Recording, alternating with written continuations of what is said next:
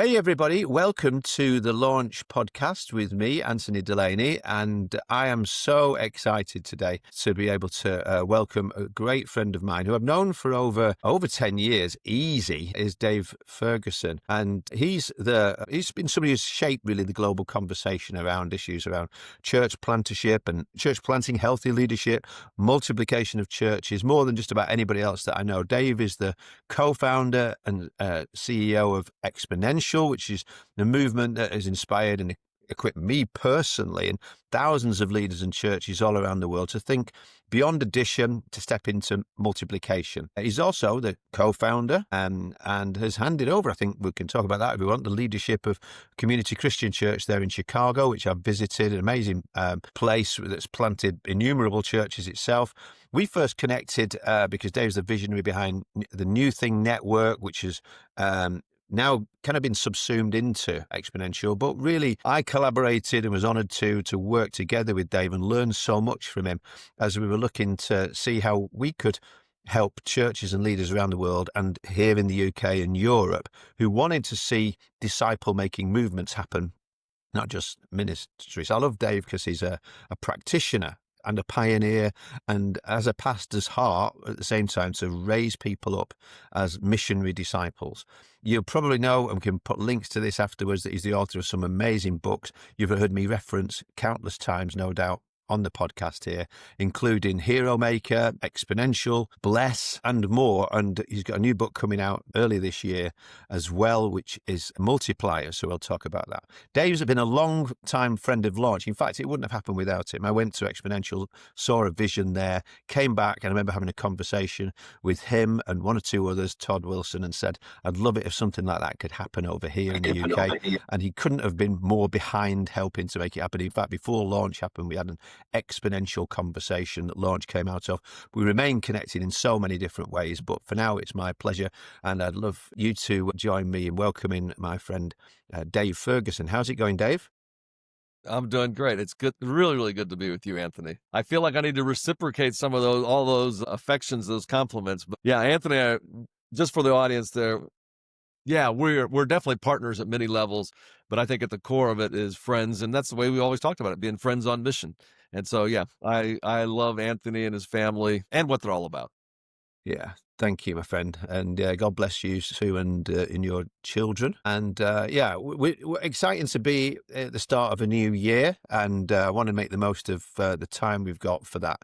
So, as you travel, connect in with, as you do, global church, I suppose, right now, we talk about multiplication. Where are you actually seeing multiplication happening? What can leaders like myself and leaders in the UK and Europe learn from what God seems to be doing around the world as you're seeing it, observing it, and encouraging it and part of it and learning from it? Well, I mean, this won't be any surprise to you because I mean, you're also kind of a person who pays attention to what's happening around the world. But I mean, certainly it's happening in places like in Africa. Certainly it's happening in places like India. And again, I think as leaders of the Western Church, we need to have the right kind of humility to kind of lean in and go like, okay, what can we learn from some of those folks? But probably most of our audience that's listening is probably in the Western world, and so there might be more curious about that.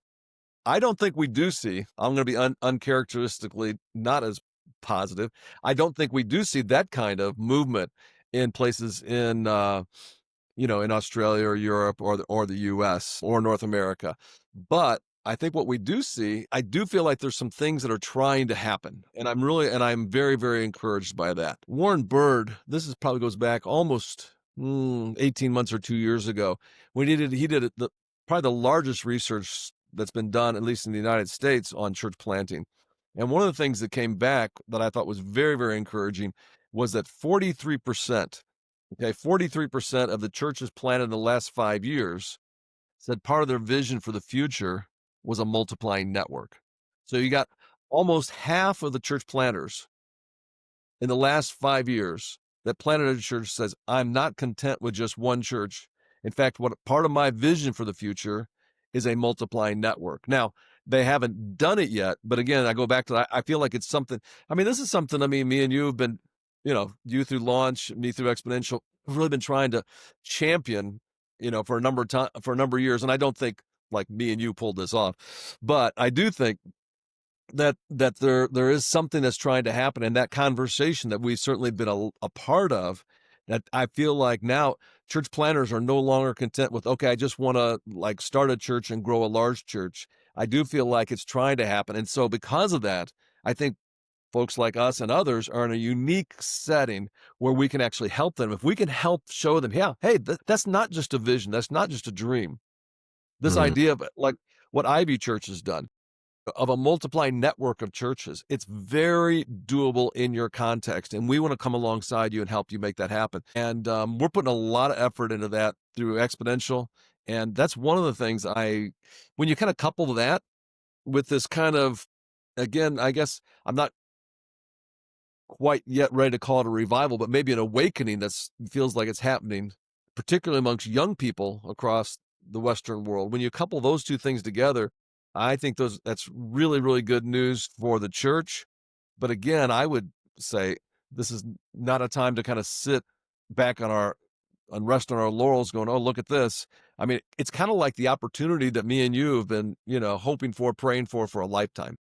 Yeah, people are coming in, and then we got to go, okay, well, how are we going to, well, not contain that, but how do we steward what God's doing? So you help popularize the idea, which I think is a bit helpful. This is kind of a conversation, right? Yeah, So yeah, yeah, yeah. what are you, I would love, I mean, give me something. What are you seeing? Well, yeah, I'm seeing more confidence. And I think that in the end, confidence is huge. I mean, the Bible talks about faith. I'd say very often that when faith works itself out in confidence, and I think that, every leader who's been around for any period of time recently will know that we went through a kicking in COVID. I remember being on a call with you and our friend Oscar Murray when it all just came off, and we're like, well, what are we going to do? How do we keep the mission just going? And then everybody was reduced, whether you were like me, you, TD Jakes, or anybody, you ended up on a camera like this, having to just do your best, but we got through it. I think the Lord's rewarding that perseverance right now. I think he's noticed that actually there was some leaders who did the hard yards. And it's just part of, as I look at the nature of God as I see it in Scripture, he's the kind of God who rewards faith. And faith very often is just keeping going.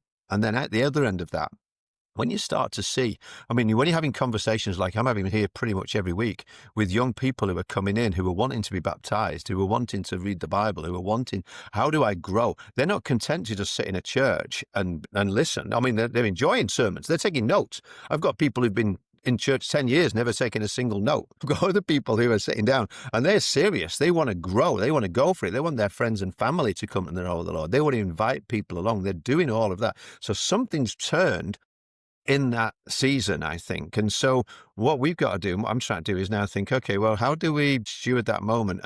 And I think too, I'm speaking really personally here. I think that for a long time, it felt like we had to pivot what we were doing as a church and not go too soon. Just because we had an aspiration of a number or a figure of how many churches, we really had to listen to the Holy Spirit.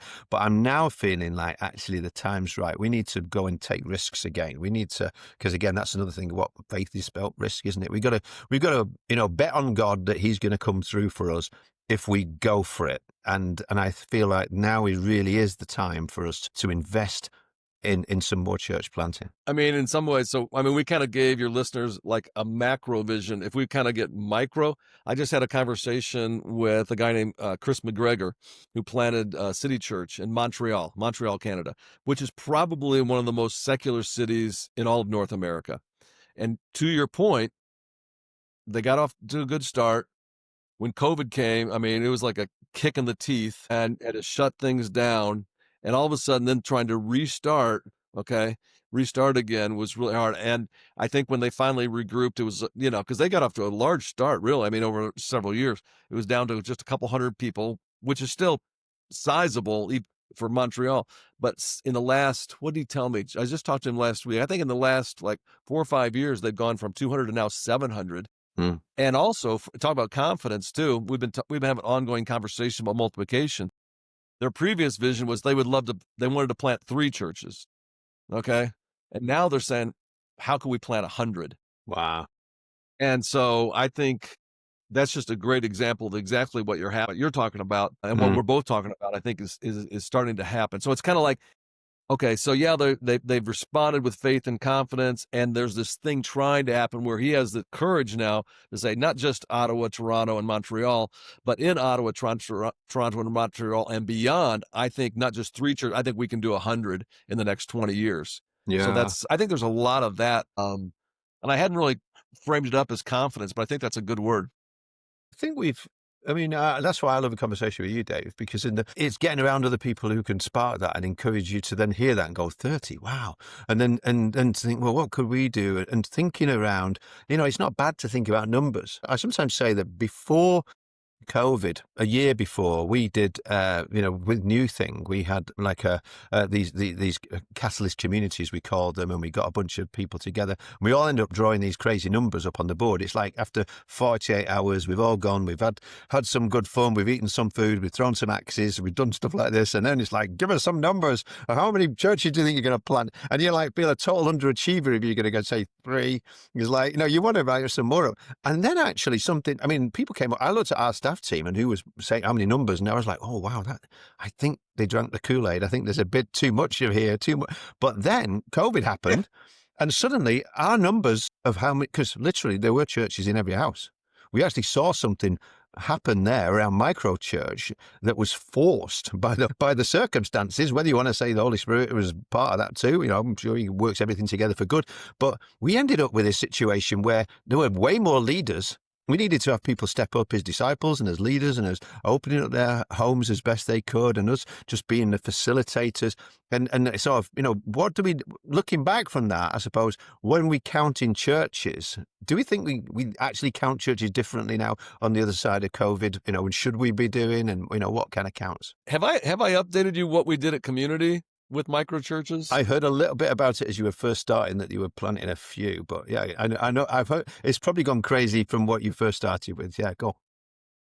There was, coming, it was, you're in COVID in 20 and then 21. And part of my coaching to church leaders, maybe you were like this too. I told everybody, if there's anything you ever wanted to try, you should try it now, because if it doesn't work, you can blame it on COVID. So you got a cop out, right?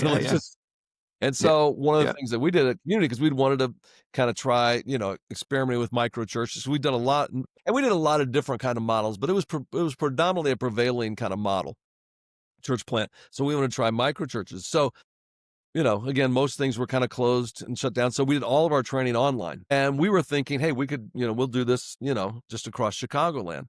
Well, foolishly, I don't know why of course, it's called the World Wide Web when you're doing stuff online. And we had people from all over the world that were tuning in to Community online.tv. And in our first set of training, we had some people from Chicagoland area, but then we also had a guy from India who joined us. You know how this story is going to end. Yeah. His name was Kali, and he was like, hey, can I go through this training too? And we're like, well, sure. And so he goes through it and he plants, a church there, and it has like 30 or 40 people, smaller, like that happens in a lot of other parts of the world. But then he also has an apprentice and comes back actually with 3 apprentices and say, hey, can I take them through the training? And of course we take them through the training, and then they come back with 10. Anyway, fast forward, I won't have the exact numbers, I could ask right now, but fast forward 3+ years into it, and we have like over almost 300 micro churches. And I think like a dozen of them are in Chicago, but the others are all over the world, in Uganda and Cuba and India and other places. And baptizing in some cases hundreds of people. Yeah. Well, that's the difference in a way, I suppose. It sounds like that guy's a hero maker. And very often, Absolutely, I hear a number like planting 30 churches, and my first reaction is, well, how can I do that? And the answer is, I can't do that. exactly. But That's why I love you. Did it. But God can, and we can. And you can find, and that's what you find. 30 people, or find 3 people who will find 10 more people each. And that's how. Yeah, and that's exactly what happened. Yeah. And those sometimes, and I kind of, we know LT. Well, I do like talking about numbers, but I also think we need to do it with humility. But I think when you begin, because it's part of the big dream. And I think that's exactly what we saw happen. And I want, if anybody's listening, I want to be clear. There's a guy in our staff team, Rodrigo Cano. I don't think you've met Rodrigo yet. Have you met I think Rodrigo? I met him. Yeah, a while ago. I Okay. think so. Yeah. If you haven't, you ought to have him on this podcast, Okay. because Rodrigo was the guy that basically I tasked with taking charge of that. And Mm. he's a brilliant apostolic leader. So like, I'm mostly kind of like reporting it to you. He's the guy who actually did the work. Yeah. And he started the Spanish speaking ones. Yeah. Is that right? Well, Yeah. no, both. Both. Because Okay, cool. he's bilingual. Yeah, so Yeah. I mean, no, he does all the training online. So he's the guy who's the catalyst for these happening all around the world. But then on the process too, he's also done some that are Spanish speaking. Oh, I'd love to meet him on there. Yeah. Brilliant. So I talked about hero makers. What's the shift then that a leader needs to make just to think, and not just think, but act like that? Obviously, we think first. We have to change our thinking. But then what's the actions that are going to enable a hero-making culture for that to take place? Well, I mean, one is I guess I wouldn't quite jump past the thinking differently part, because I think, like the story I told about Chris McGregor in Montreal, Mm. and I didn't know we were going to go there. I I came over. I'd already known Chris, and I was in London for the Alpha Leadership Conference, and Chris came over there to kind of do that whole bit, which was awesome. And so we actually reconnected. And in our reconnecting, he was telling me some of the things they were doing. And then he goes back and he actually read Hero Maker.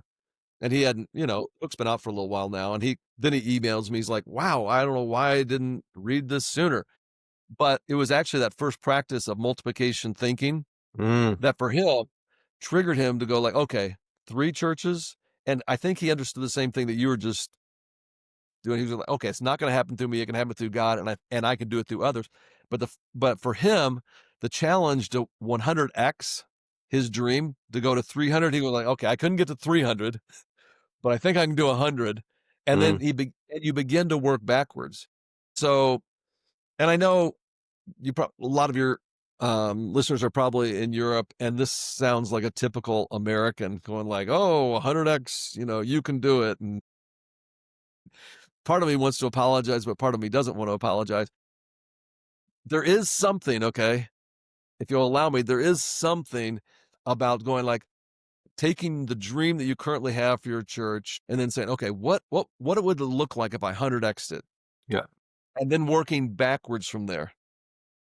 And that's essentially what Chris has done. I mean, Yeah. he took it. He said, What is it? That whole the, shoot for the stars, hit the moon. right?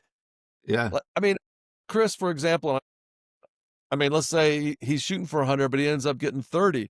I mean, that's still 27 more than he was talking about with 3. It's getting you into the what would we have to do, and also the what do we need to stop doing if we're going to do that. What's less important? And I think also, who am I going to get to do it? I think that moves you into a hero maker mode because it's so big, you can't do it on your own. Yeah. Remember Oscar used to say, I'm just going to say too, it wasn't, you go. Go. Remember Bishop Oscar used to always say this? I want to have a dream so big, it makes God sweat. Yeah. I remember being in that meeting in Nairobi when he drew the world really nicely. I mean, the guy's got skills. And then he started parceling off different nations and continents and looking at you and looking at John and looking at other people and kind of going, right, how many churches are you going to help plant? How many churches are you going to get? And I came up with a number for Europe, which I thought was huge and ridiculous. And then it was like, nope, go away and pray harder and come back with it. But we need that. I mean, spur one another on to love and good deeds. We have so much going on in terms of church leadership that says, the fact is, I've got one life. I've got the opportunity now to be able to do some things and actually, let's do it. And I'd also just say, never apologize, Dave. Although as a UK person, my natural default would be to, go for the modest and the whatever and whatever. It was Jesus who said 30, 60, 100-fold what was sown. He could have said 3 times what was sown or whatever, and he could have been a Brit, about it. But I don't know. He just 30, 60, 100-fold what was sown. That's kingdom. thinking. He's the God of multiplication. So yeah, I love all of that. But these are the kind of conversations that we need to have. So in terms of what you're doing now through Exponential Europe, what are you guys doing to help? You have a thing called the movement system and those kind of things. How do you help leaders like me and those who are watching to be able to, again, think and act differently in order that we move towards multiplication wherever we are? What kind of things that we've got resources which you can point people to, but other ways that people can get this mutual encouragement towards multiplication. Yeah. Well, first of all, Anthony, we'd love to have you back in Orlando to Yeah, join us next March. yeah. When is Um, it? Yeah, no, it's not a March hard ask. I do love Orlando. Yeah. 17 to 19. And we did I think you know this, our conference sold out, but I'm pretty sure Terry Saliba could find a ticket for you. Uh, Okay, thank you. Not everybody else watching. But we are doing this though. So if everybody listening, anybody wants to, and we would love to have them. For the first time, we're adding an overflow. So it will be a video feed of the main sessions, but you'll get access to all the workshops, all the fun, all the connecting, all that kind of stuff at a reduced cost. So we're going to add another, I don't know, 1,000 seats or so. It's That worth it. just venue. Yeah. I just And love it'll be, going. It blows my mind in ways that our minds needs to be blown. And you also make great friendships and connections and all of those I think that's the other thing is the relational. I just find, you could think, well, how can I be in a place where there's so many hundreds, thousands of leaders? But I so often feel like I've gone from person to person and God has arranged conversations. I've not had to network my way into coffee. It's that you end up meeting somebody, you meet somebody, and then it's like all these things. There's so much kingdom stuff that comes out of the room, I suppose, that you're in. Yeah. I guarantee that if the listeners, if you love the Launch podcast, if you show up at Exponential, you'll be like, these are my people. Yeah. Yeah. That's what it'll be. But one of the things that we're doing is, as you mentioned, just this year, New Thing was acquired by Exponential. And so it's actually kind of everything that was the movement system around reproducing disciples, reproducing leaders, reproducing churches, reproducing networks. We're going to begin to offer that kind of content at all the exponential expressions that want to have that. And so we're, in some ways too, like particularly in the US but also in Europe and Australia, for us specifically, what we call the 16% mission. We want to see 16% of all churches in the US become reproducing or multiplying. I really feel like by bringing kind of New Things horsepower for practitioners in there, it moves from being kind of this aspiration to actually being able to happen. I think in the next 5 years, we can get to 10%. In the next 10 years, we can get to 16%. And if that happens, I mean, I think that's a huge tipping point for what could happen in the US. And I'm excited about that. And what we're doing is we're more closely, now that we've moved New Thing, that we're more closely collaborating both with Australia and Europe and trying to really figure out how could we, where it's helpful, really bring exponential expressions to different. Yeah, so we are grateful and connected in with Exponential Europe and with the amazing guys that are helping to lead that. And here in the UK, Ian King, who's a mutual friend for many years. He's really something of an expert on the movement system too, loves it, teaches it in different churches in different places. Anyway, we're going to have him quite soon, actually. He's going to be here in Manchester doing a teaching with us about the movement system as part of our launch communitas, which are these gatherings we're getting, leaders together. So Ian's going to be teaching into that. So all these things, because we have that kind of yes, but how? There's so many things that we think, well, that would be brilliant if that could happen. But then there's the how. How do we become, well, again, let's start with the phrase multipliers. That's your new book. What's the premise behind that? And, I know you're a multiplier. I see what happens in you in different ways, multiplying out through other people, what God's doing. It doesn't just keep to itself. It's like, I suppose, parable of the talents. That's the idea. But I don't know anything about the book. Tell me what the premise of the book is of multipliers. Well, I mean, the subtitle is How Healthy Leaders Can Create Lasting Impact. Where we kind of start with the book too is, and oftentimes if I'm teaching on this, I'll actually have, and if your listeners want to, they can just put their hand on their chest. And the whole idea, go ahead, Anthony, put your hand on your chest. There you go. That's right. Inside every one of us that have invited Jesus to live, his spirit to live inside of us. And I won't belabor the point, but I think it's so important. Inside us is everything. If Jesus is inside us, everything that's needed for movement exists inside you, inside Anthony Delaney. Mm, mm. Amen. Because I mean, it's in there, and because we believe Jesus can transform the world, and it says He comes to live life inside. Christ in us, over and over again in the New Testament says Christ in us. So if that's the case, the question then becomes, how do we release that movement-making potential inside every person? Mm. And what we give them in the book, we start with 4 internal gauges. And part of the idea of the internal gauges is part of the reason that we never fully realize our movement-making potential is because we drift. As followers of Jesus, if we will do what the Jesus inside us wants us to do, realize the movement-making potential, the unique movement-making potential inside every one of us, but we drift. And so I mean, real quick story. I was a part of a small group in Chicago of the largest churches, pastors of the largest churches in Chicagoland for about 8 or 9 years. And we would get together 4 or 5 times a year. We start at 10 o'clock, go to 2 o'clock, have lunch together. And I mean, it was the kind of group.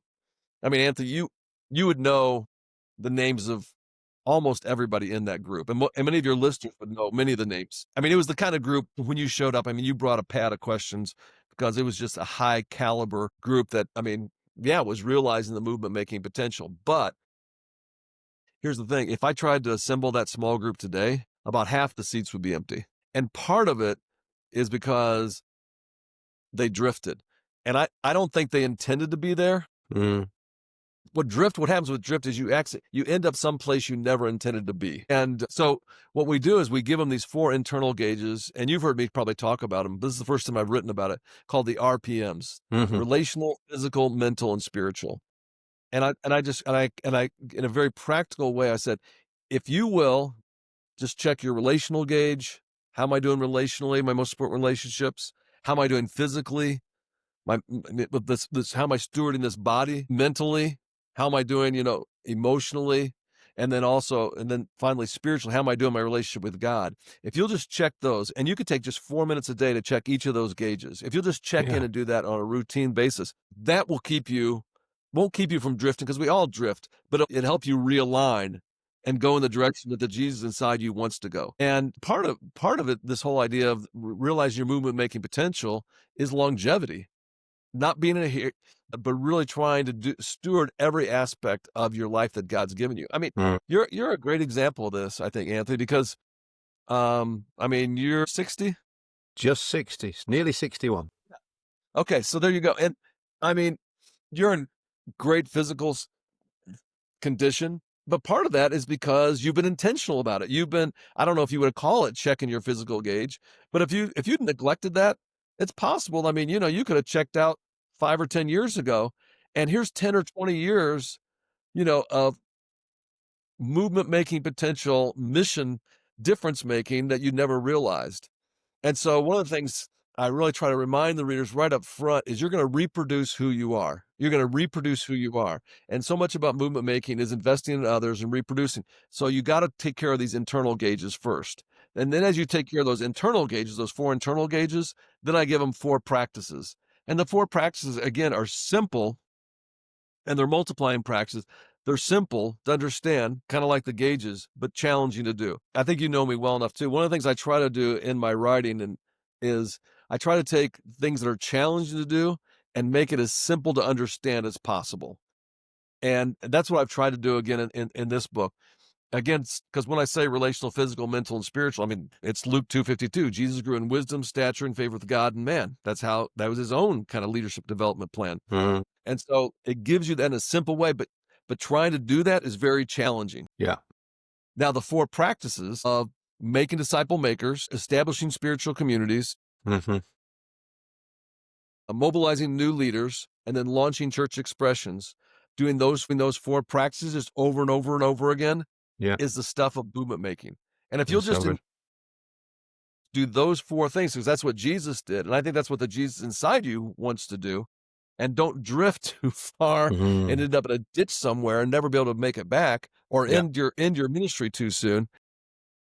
it's really it's a kind of a pathway for leaders of all sorts, but maybe in particular young leaders to go like, hey, here's how I can spend the next 30, 40, maybe 50 years of my life and accomplish things that I never thought were possible, and do it in a way that others could also reproduce. That's so good. Yeah, I think, I mean, I'm going to say this too, Dave, that I see you model that. I've seen it, up close when we've connected, but also your social media, Facebook stuff looks like somebody who's enjoying loving Jesus, looks like somebody who is, family really matters to you, and you've got a lot going on. I know that, you've got a lot of calls and demands, but, I know that you look after yourself, that you're, with running yourself, but then you do that together with family. I love is it that you just did a run for a little while ago for Thanksgiving, etc. But that's Turkey every year. trot. The turkey Yeah, trot, every year we do our that's every turkey. year. Yeah. But I think we've got to have those things in. There's certain things. So I now do the park run pretty much every Saturday, 5K every Saturday. I pulled my back recently, and that could have been my thing. I could have been like, that's it, I've pulled my back, I'm 60, just take it easy. And then on Saturday, I dragged myself out. I went and did it. I hated most of it. It was muddy. It was awful. And Yeah. then I finished it, and I've done. Yeah. And then next time, it'll probably still be pretty bad until it starts to feel a little bit better. I can't say I really enjoy that. I don't, but it's these things that actually, it's a stewardship issue. And people who then they get a better me Yeah. because Oh, yeah. I do that. We are. We're whole people. I mean, our physical, who you show up as physically. Mhm. This goes back to the kind of confidence thing you're talking about too. Also impacts who you are relationally, mentally, and spiritually. Yeah, definitely. And I love that you said it that way, because I probably don't frame it. Yeah, like I got up this morning and went down to the fitness center here at the hotel I'm in, and I didn't really want to.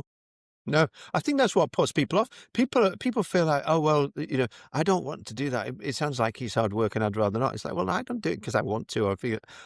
There's certain things I do. Like I will put my gym bag, if I'm going to the gym, the night before, I put it there by the bedroom door. So I see it telling me, go to the gym. And I've got everything I need. I don't have to then think about it and think, well, and I've got in the gym bag everything that I'll need to be able to do that. So there's like pre-disciplines, and I suppose we can have them for all kinds of. Can we stop there real quick? Because I think for your listeners, that is really, really important, because that's something I do, but I never really thought about it like that. If you're wanting to get into the habit of exercise, the night before, pack your stuff or set it out, whatever it is that you do, because it's like that. It's that very first intention, and there is a momentum, isn't there? There's a momentum about putting your running shoes on. Yeah, and again, if I got to find the shoes, I'm not going to bother. Whereas if I know they're already done, so again, these things are pre-disciplined, but they are the things. Again, if you were to do the post-mortem with other leaders, but for the grace of God, go I. You're going to find, like you say, I think that right it's a drift. It's, well, I won't bother now, and I won't bother with this, and I won't bother with that, and before long, what was the phrase you used? You find yourself somewhere that you Never intended to be. Yeah, Yeah, I've never had a church planner come to me and said, you know what? I hope 10 years from now I end up 50 pounds overweight, divorced, and compromising my core convictions. But what happens is, if you don't check those relational, physical, mental, and spiritual gauges, you end up someplace and you're going like, how in the world did I end up here? yeah, yeah. It's And like, I also think too, I mean, I think people sometimes get old before they should. Because like what you're saying, to have the self-discipline or the gumption, whatever you call it, to go like, no, I'm going to go out to the park. I'll get my 5K in. I'm thinking of a friend of mine at Community. He was actually in his 40s. Okay, so a young man. And I saw him. He was walking up and down the hallway at our yellow box location. And I'm going, what are you doing, John? And he's like, I'm getting my steps in. And I was like, you could run. And I don't know if it never occurred to him, but he started running, and since then, I mean, the guy's done like 3 or 4 marathons. So it's like, yeah, and he's in great shape. And I think that's a discipline he's going to take into his 50s and probably his 60s. And what that also does, like you're an example, because I mean, I fully expect into your 70s, you're still going to be crushing this stuff. You extend the difference making time that you have, rather than yeah, cashing in and going like, well, I'm 60. It's Yeah. time for retirement. Everybody can do something. I bet there's somebody listening to this, watching this, thinking, "Oh, well, that's okay for you, but not me." But I always, in my book for men, The Man You Were Made to Be, there's a chapter in there on fitness. And I put in there about when I used to live down south, but it was an area where there was lots of guys who'd been injured from the armed forces, amputees, etc. I used to go to a gym where some of those guys went, and I would think if I had lost both legs, I'm done. But they're not. They do other things. They're swimming. It's like and it's a little bit like that challenges me. Well, what's my excuse? I've got legs. And they're finding ways to be able to do something. Pretty much everybody can do something but okay. So yeah, I remember being the RPMs thing is something that you've talked about for a long time. I'm glad that you've put that down in the book in a way that can help us to be able to unpack it and apply it as leaders, because that makes such a big difference in people. So That's how, so the first half is the internal gauge. The second half is the 4 practices, and then we wrap up by really I actually do you remember what's his name? The Making of a Leader, Bobby Clinton, Robert Clinton's book, yes, The Making of a Leader. yeah, So I do something similar to that, and I take you through here's the different stages that you go through as a multiplier. And that's kind of how we wrap it up. So, and actually, if people want, if they want, then go to multiplierbook.org. It's actually you can pre-order it now. brilliant, great stuff. So if you could leave us, as we kind of getting to wrap this up, with a challenge or an encouragement for pastors, for church planters and leaders that are watching or listening right now, if there was I suppose the question that you wished I'd asked you and I've not, got around to yet, if there was something extra for this new year, as we're thinking about, the challenges and opportunities that there are around us, if there's just one or two things that you think, actually don't forget that, what kind of thing might you want to say to us? Two things come to mind. One is, and we've kind of touched on it, never forget this: you are going to reproduce who you are, and you can either do it intentionally or unintentionally. So, we've kind of spent quite a bit of time talking about fitness, but let's say you want the people in your church, you want the men in your church to be great husbands and great fathers. Do your best to be intentional about trying, and you don't have to be great, but you're doing your best to strive for being a great husband and a great father. And there are, I remember, and you've heard me talk about this, but I'm like, as my kids were growing up, Amy in particular, we started having a date. We'd go out I'd get coffee, she'd get a donut, but every week. And that was just something I did because I already had sports with the boys, and I was trying to figure out a good way to connect with my daughter, and it worked. But one of the things that I noticed, because occasionally I'd put something on social media about it, I noticed that other guys in our church, they started taking their kids out. So here's the point. I think, remember this as leaders: you are culture creators. You're going to reproduce who you are. And so, and in some ways, I think that gives us permission to actually take care of ourselves physically, because you want your people to do that. It gives ourselves permission to be intentional about carving out time relationally to have a date night, relationally to spend time with your kids. If they're in the arts or in sports, to spend time with them. Mentally, to go okay, really ask the question: how am I feeling? Am I giving myself enough space? Am I doing the things? Am I seeing a counselor, a therapist, or spiritual director to make sure that emotionally I'm okay? Or spiritually, am I doing those disciplines? So I think it gives you permission to really kind of take care of yourself, because you have to understand you're going to reproduce who you are. That would be one big challenge I'd give everybody. The second thing then is, and maybe you can help me, and I know we're running out of time, but unpack.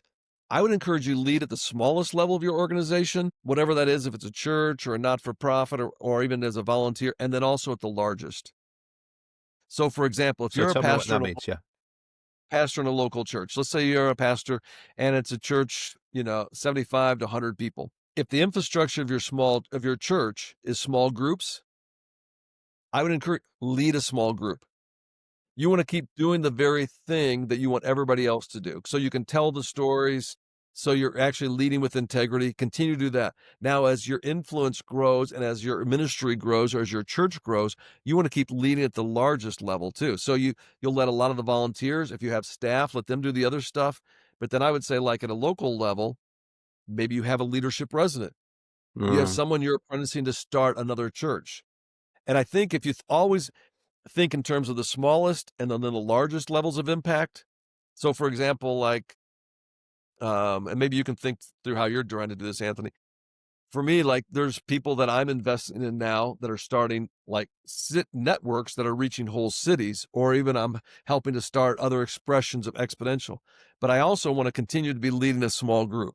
mm, I mean, one of the people that's an inspiration to me is Nikki Gumbel. I mean, you've heard Nikki tell the story of how every time they start an alpha, he leads an alpha, he mm, fills an alpha, and he's mhm, been doing that for years. And I think part of the success of alpha is because you have someone who's been at the leadership helm who's actually doing the stuff. So keep doing the stuff, but then also as it's expanded, his influence, he's not running all the nuts and bolts in between. mm. There's other places on the other end where he's helping champion that in other countries and that kind of thing. Does that make sense? It does. So I think it's a way that you can kind of scale what you're doing, the smallest and then the largest, and keep growing it. Yeah, Maybe that's you can great. translate into how does that work for you?